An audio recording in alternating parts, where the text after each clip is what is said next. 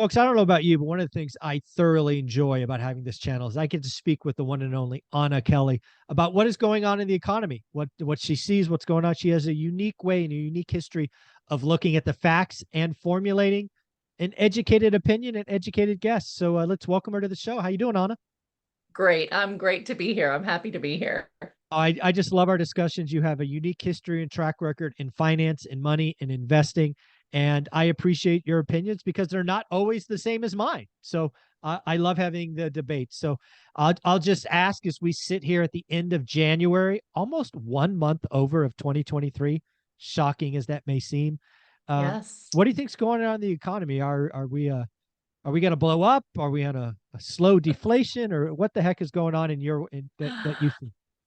It's a really interesting question, and we talk about it a little bit every week. But, Yeah. I think at a high level, in terms of long term, the trajectory that the United States is heading, I think we're heading more toward deflation being a bigger issue than inflation.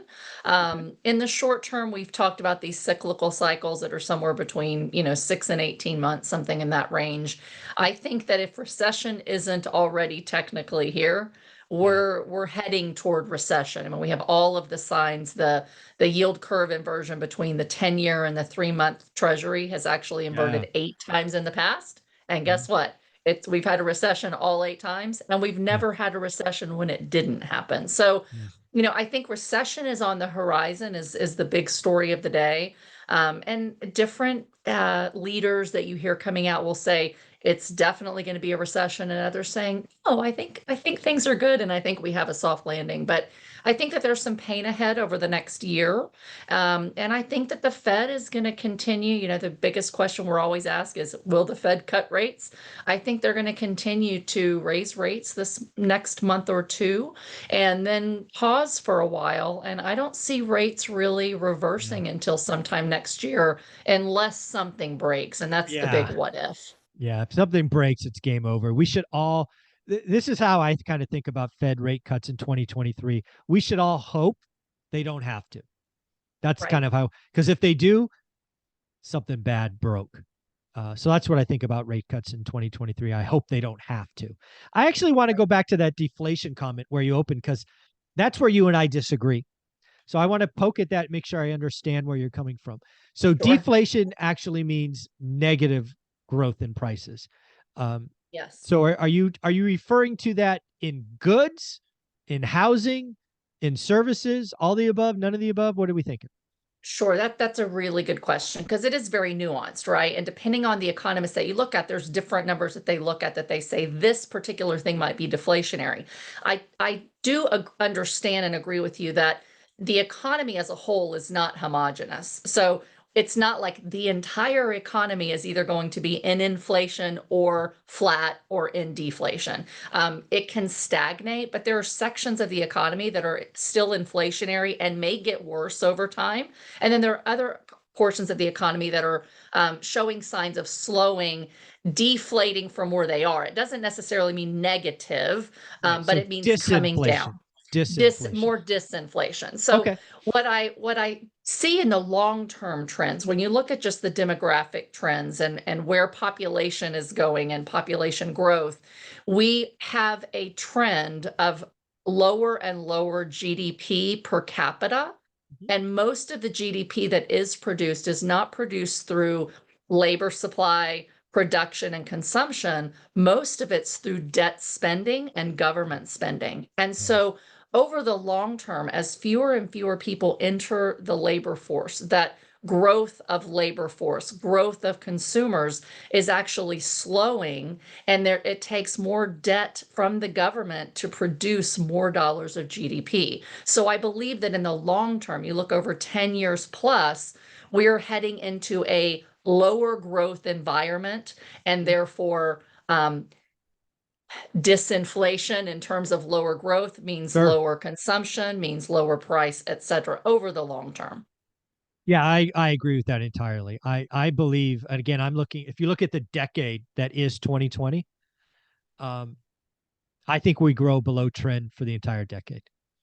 I also happen to think that inflation you know, at least core inflation, let's take out headline core inflation, is higher than the Fed wants for most of that decade. And for Yes. me, a lot of that boils down to what I believe is a growing trend that will continue to grow about deglobalization breaking down. I believe we've seen the globalists at maximum power the last 30 years. I believe Yes. that falls apart every year going forward for the next 5 to 10 years. And what that Yes. means is we build more manufacturing plants in the US. That is over Yes. time inflationary.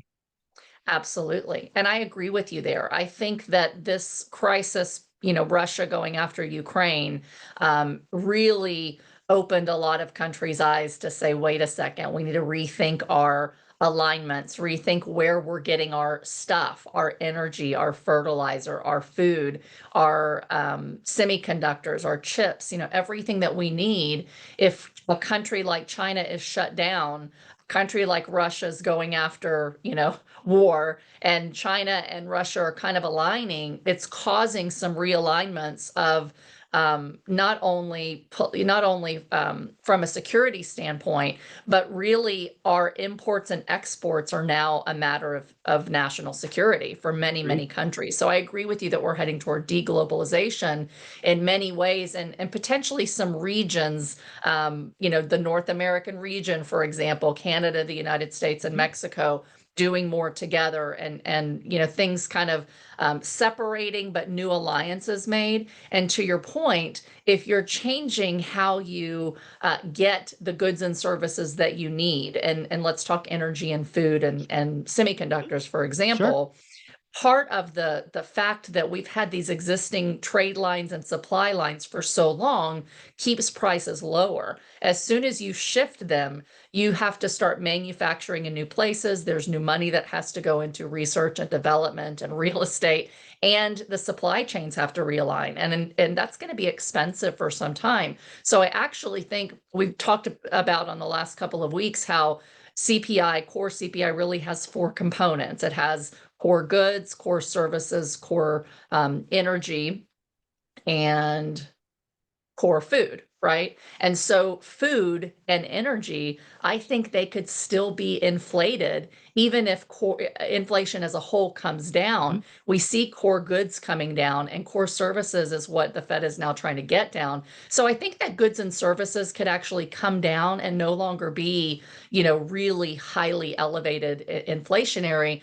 But until supply chains realign and the globe kind of deglobalizes and puts in the years of Yes. infrastructure and Years. spending that we need, this could be a decade of high energy and high food. And so I'm with you, Michael. I really think that it's unlikely that the Fed is able, with its tools, to get inflation down to 2%. And I wouldn't be surprised if they adjust what they believe is realistic inflation and it becomes something more like 3, maybe even 4. I Mm. hope not, but maybe even 4. And Right. so I'll stop there, but then I want to talk about the impact of what that has when you're talking about declining production and GDP with a higher inflation rate. That could actually be negative on an inflation adjusted basis. Absolutely. Yeah. If you start doing real versus nominal, it could be a problem. Most people don't look at that, and nowhere is the real versus nominal should stand out to you than that 50-year spreadsheet that I have. Right. There's only been a couple of years where nominally housing was down, but if you adjust for inflation, it's a lot more periods. So yeah, real Right. versus nominal is important. The thing I wanted to talk about was we kind of close this one up is interest rates. Because again, we both operate in real estate. It's the most levered business. It has the most debt. And I hear people talk about the Fed has to cut rates because they can't afford the national debt, which again is, in my opinion, an inaccurate statement because they don't have timing. The federal government could raise the Fed funds rate to 10% today. They'll be able to pay their bills because the debt doesn't all reset the moment they do that. It rolls over time. Now, I do think it's fair to say we can't have 10% interest rates for 5 years. That would be destructive. But could they raise 10% for a month, for 3 months to 4 months to kill inflation if they wanted to? Absolutely. I'm not saying they will. I just want to clear that up. There's a lot of people saying we can't do that because our national debt's at $31.7 trillion and we can't make. Wrong. That's not how this works. Is that fair? Yeah, I think I'm going to fall in between them and you, right? Okay, cool. And Awesome. and the reason for that, I agree with you that on a short term, if the Fed said for the next 3 to 6 months we're going to raise rates to a certain amount of time, it's not going to create enough long-term damage on the new interest rates and the rate at which they are paying off their debt. So there's a lot of pieces of this, but I did Sure. listen to a show yesterday that was done about a week back, and it was really specifically talking about the data on exactly this thing. So how Okay. much national debt do we have? What is our interest payment on that debt compared to where our interest payments were before? Hmm. And with the interest payments doubling for lots of debt that is resetting, such as treasuries, et cetera, and other national debt, we're at this rate, we're at about $900 million a year in interest on the debt. And so we're pushing that $1 million mark. So as the US issues debt like bonds and treasuries that everybody's rushing into over the next several years, if they keep rates elevated, not only does it impact the interest rates we're, paying on our own debt, but it also raises that, potentially the treasury. And so the fear is if over the long term, like Agreed. another year or two, that we have elevated rates, then you get to a point where the debt is so expensive to service that unless the government raises the debt ceiling, Treasury does more of these, extreme circumstances to be able to make sure that we don't default Extraordinary on our debt. measures.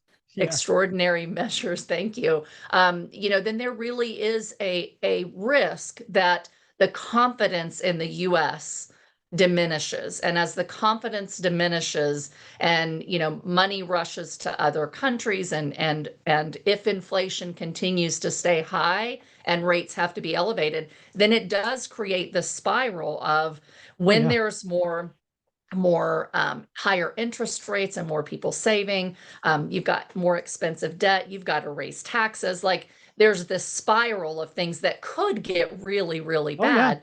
I For sure. don't think the Fed's going to let it get to that point, but there's this real fear that if deglobalization does cause inflation to stay much more elevated, that the Fed will have to then increase rates, keep them there longer, and then you have this potential debt spiral. So No, it could yeah, happen.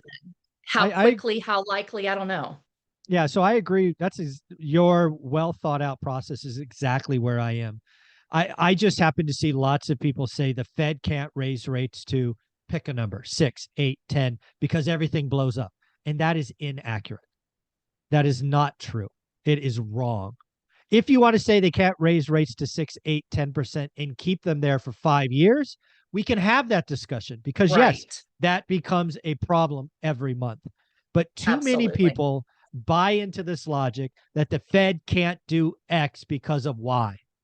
And that is Right. wrong. There While is we a have the Z world component. reserve, yeah, Yeah, absolutely. And while we have the world reserve currency, and we're able to print money, we will just keep printing more in order to service that debt. And so, the long-term fear of, some of the economists that I listen to as well, what if we shift to where the US dollar has other currencies that are competing as a world reserve currency, which is kind of starting to happen, talks of that, and the US, and the world goes back to a gold-backed security, and the US kind of falls from glory as the world reserve currency. Then if you kept debt and, interest rates elevated for a long time, the US could be in a world of hurt. But I think this is a long-term fear. So we've got agreed. to watch over the next few months, not assume that the worst is going to happen, but say the Fed has shown us before that they can take interest rates up to 16, 18, 20% in a short Absolutely. term. It'll tank the economy, but they can do it. So I agree with Absolutely. you that it's a myth that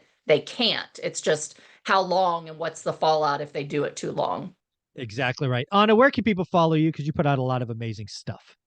Great. You can find me on social media at Anna Kelly REI Mom. If you're an accredited investor looking for passive investments in multifamily real estate, you can find me there at greaterpurposecapital.com and every week on your show. Awesome. Thank you so much. She has a great playlist. You must check it out. Thanks, Anna.